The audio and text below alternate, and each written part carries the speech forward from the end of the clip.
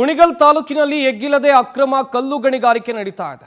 Doctor Ranganath ಕ್ಷೇತ್ರದಲ್ಲಿ ಅಕ್ರಮವಾಗಿ ಕಲ್ಲು ಗಣಿಗಾರಿಕೆಯನ್ನು ನಡೆಸಲಾಗ್ತಾ ಇದೆ. ಕುಣಿಗಲ್ ವಿಚಾರಕ್ಕೆ ಬರೋದಾದ್ರೆ ಅಲ್ಲಿ ಅಕ್ರಮ ಕಲ್ಲು ಗಣಿಗಾರಿಕೆಯನ್ನು ನಡೆಸಲಾಗ್ತಾ ಇದೆ. ಡಾಕ್ಟರ್ ರಂಗನಾಥ್ ಕ್ಷೇತ್ರದಲ್ಲಿ ಅಕ್ರಮವಾಗಿ ಕಲ್ಲು ಗಣಿಗಾರಿಕೆಯನ್ನು ನಡೆಸಲಾಗ್ತಾ ಇದೆ. ಹಾಗಾದ್ರೆ ಭೂವಿಜ್ಞಾನ ಇಲಾಖೆ ಅಧಿಕಾರಿಗಳು ಕಣ್ಮುಚ್ಚಿ ಕುಳಿತುಕೊಂಡು ಬಿಟ್ಟಿದ್ದಾರಾ? ತಾಲೂಕು ವ್ಯಾಪ್ತಿಯ ಪಾವಸಂದ್ರ ಹಾಗೇನೆ ಮೊದೂರು ಅರೆಪಾಳ್ಯದಲ್ಲಿ ಅಕ್ರಮವಾಗಿ ಕಲ್ಲು ಗಣಿಗಾರಿಕೆಯನ್ನು ನಡೆಸಲಾಗ್ತಾ ಇದೆ.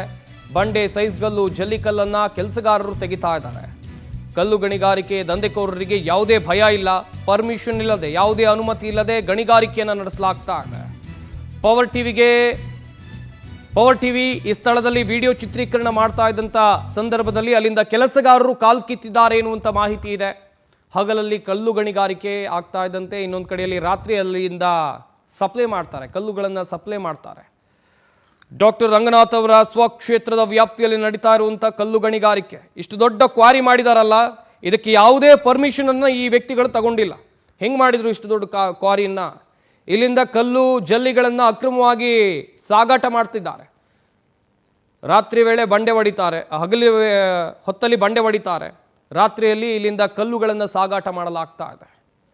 ಕಲ್ಲು ಗಣಿಗಾರಿಕೆ ವಿರುದ್ಧ ಸಾರ್ವಜನಿಕರು, ಸುತ್ತಮುತ್ತಲಿನ ಪ್ರದೇಶದ ಜನರು ಎಷ್ಟೇ ಬಾರಿ ಗಣಿ ಮತ್ತು ಭೂವಿಜ್ಞಾನ ಇಲಾಖೆ ಅಧಿಕಾರಿಗಳ ಗಮನಕ್ಕೆ ತಂದರೂ ಕೂಡ ಅವರು ಯಾವುದೇ ಕ್ರಮವನ್ನು ತೆಗೆದುಕೊಳ್ತಾ ಇಲ್ಲ.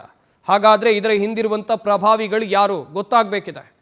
ಪವರ್ ಟಿವಿಯವರು ಸ್ಥಳಕ್ಕೆ ಹೋಗ್ತಾರೆ, ಅಲ್ಲಿ ಚಿತ್ರೀಕರಣ ಮಾಡ್ತಾ ಇದ್ದಂಥ ಸಂದರ್ಭದಲ್ಲಿ ನಮ್ಮ ಕ್ಯಾಮರಾ ಕಂಡು ಅಲ್ಲಿ ಕೆಲಸ ಮಾಡ್ತಾ ಇದ್ದವರು ಓಡ್ ಹೋಗ್ತಾರೆ.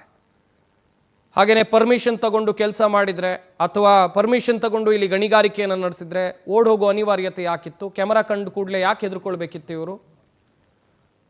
ಹಾಗೆಯೇ ಸ್ಥಳೀಯ ಜನರ ದೊಡ್ಡ ಮಟ್ಟದ ಆಕ್ರೋಶ ಈ ಕುರಿತಂತೆ ವ್ಯಕ್ತವಾಗ್ತಾ ಇದೆ. ಕಾರಣ ಅಂತ ಹೇಳಿದ್ರೆ ಕಲ್ಲು ಗಣಿಗಾರಿಕೆಯಿಂದ ದೊಡ್ಡ ಮಟ್ಟದಲ್ಲಿ ತೊಂದರೆ ಆಗ್ತಾ ಇದೆ ಅಂತೇಳಿ ಪ್ರಕೃತಿ ಸಂಪತ್ತನ್ನು ಕೊಳ್ಳೆ ಹೊಡೆಯುವಂಥ ಕೆಲಸವನ್ನು ಈ ಭೂಗಳ್ಳರು ಮಾಡ್ತಾ ಇದ್ದಾರೆ.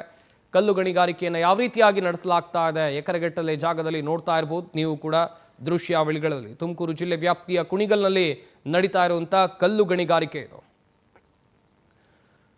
ಶಾಸಕ ಕುಣಿಗಲ್ ರಂಗನಾಥ್ ಅವರ ಸ್ವಕ್ಷೇತ್ರದ ಸಮೀಪದಲ್ಲೇ ಈ ರೀತಿಯಾಗಿ ಗಣಿಗಾರಿಕೆ ನಡೀತಾ ಇದ್ರು ಕೂಡ ಅಧಿಕಾರಿಗಳು ಕಣ್ಮುಚ್ಚಿಕೊಂಡು ಕುಳಿತು ಬಿಟ್ಟಿದ್ದಾರೆ.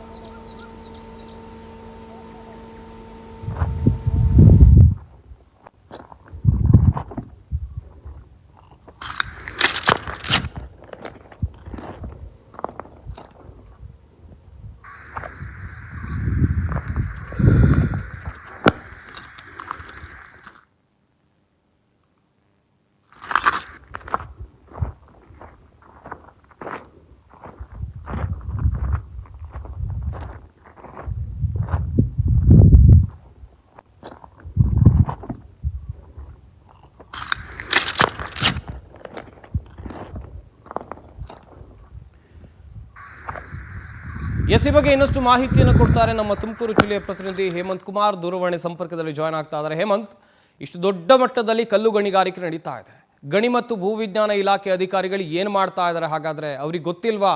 ಅನುಮತಿ ಇಲ್ಲದೆ ಇಷ್ಟು ದೊಡ್ಡ ಮಟ್ಟದಲ್ಲಿ ಗಣಿಗಾರಿಕೆ ಮಾಡೋಕೆ ಬಿಟ್ಟವ್ರು ಯಾರು ಹಾಗಾದ್ರೆ?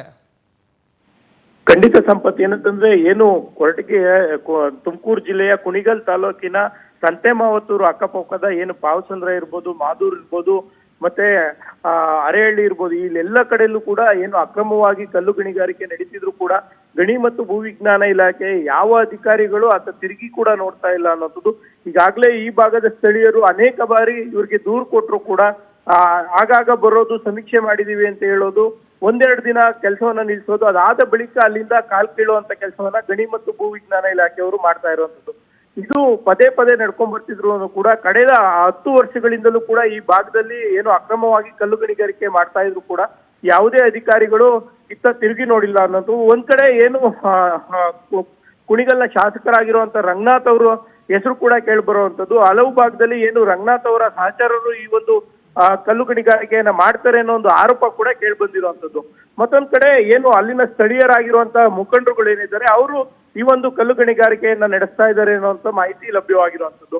ಮತ್ತೆ ನಾವು ಆ ಒಂದು ಸ್ಥಳವನ್ನ ನೋಡ್ಲಿಕ್ಕೆ ಹೋದಂತ ಸಂದರ್ಭದಲ್ಲಿ ಅಲ್ಲಿ ಕಲ್ಲು ಗಣಿಗಾರಿಕೆಯನ್ನ ಮಾಡ್ತಾ ಇದ್ದಂತವ್ರು ಕ್ಯಾಮ್ರಾವನ್ನ ನೋಡಿದ ತಕ್ಷಣವೇ ಆ ಜಾಗದಿಂದ ಕಾಲ್ ಕೀಳುವಂತ ಕೆಲಸವನ್ನ ಕೂಡ ಮಾಡುವಂತದ್ದು ಅಲ್ಲಿ ವಿಡಿಯೋದಲ್ಲಿ ನಾವು ನೋಡ್ಬೋದು. ಮತ್ತೆ ಒಂದು ಭಾಗದಲ್ಲಿ ಏನು ನಾವು ಹೋಗಿ ವಿಡಿಯೋ ಮಾಡುವಂತ ಸಂದರ್ಭದಲ್ಲಿ ಅಲ್ಲಿಂದ ಹೊರಟರು. ಅದಾದ ಬಳಿಕ ಎಲ್ಲಾ ಭಾಗಕ್ಕೂ ಏನು ಮಾದೂರ್ ಇರ್ಬೋದು ಮತ್ತೆ ಅರೇಹಳ್ಳಿ ಇರ್ಬೋದು ಎಲ್ಲಾ ಭಾಗಕ್ಕೂ ಕೂಡ ಹೇಮಂತ್ ಥ್ಯಾಂಕ್ ಯು ತಮ್ಮೆಲ್ಲ ಡೀಟೇಲ್ಸ್ಗಾಗಿ. ಸ್ಥಳೀಯರು ಹಾಗೇನೆ ಹೋರಾಟಗಾರರಾಗಿರುವಂತ ಸಾಮಾಜಿಕ ಹೋರಾಟಗಾರರಾಗಿರುವಂತ ರಮೇಶ್ ಅವರು ದೂರವಾಣಿ ಸಂಪರ್ಕಕ್ಕೆ ಸಿಗ್ತಾ ಇದ್ದಾರೆ. ಸರ್ ನಮಸ್ಕಾರ. ನಮಸ್ತೆ ಸರ್. ನಮಸ್ತೆ ಸರ್. ನಿಮ್ಮ ಭಾಗದಲ್ಲಿ ವಿಪರೀತವಾಗಿ ಈ ಕಲ್ಲು ಗಣಿಗಾರಿಕೆ ನಡೀತಾ ಇದೆ ಅನ್ನುವಂತ ಆರೋಪ. ಇವ್ರಿಗೆ ಪರ್ಮಿಷನ್ ಅನ್ನ ಕೊಟ್ಟವ್ರು ಯಾರು ಸರ್? ಅನುಮತಿ ಇದ್ದು ನಡೀತಾ ಇದೆಯಾ ಅಥವಾ ಪರ್ಮಿಷನ್ ತಗೊಳ್ಳದೆ ಹೀಗೆ ಮಾಡ್ತಿದ್ದಾರೆ ಹೇಗೆ? ಯಾವುದೇ ರೀತಿಯಾದಂತ ಪರ್ಮಿಷನ್ಗಳು ತಗೊಂಡಿಲ್ಲ. ತಗೊಳ್ಳಿ ಅಂತ ಹೇಳ್ಬಿಟ್ಟು ಎಷ್ಟೇ ಒತ್ತಡ ಮಾಡಿದ್ರು ಕೂಡ ಅವ್ರು ತಗೊಳ್ಳೋದಿಲ್ಲ. ಸರ್ಕಾರಿ ಖರಾಬ್ ಭೂಮಿಯಲ್ಲಿ ನಮ್ಮ ಮಾಡ್ತಿರ್ತಕ್ಕಂಥ ಈ ಬಂಡೆ ಕಲ್ಲುಗಳು ಲೂಟಿ ಮಾಡ್ತಕ್ಕಂಥ ಕೆಲಸಗಳೇನಿದ್ದಾವೆ ಅಲ್ಲಿ ಒಂದಷ್ಟು ಜನ ತಮ್ಮದೇ ಏನೋ ಅಂತ ಅನ್ನೋ ರೀತಿಯಲ್ಲಿ ವರ್ತನೆ ಮಾಡ್ತಿದ್ದಾರೆ.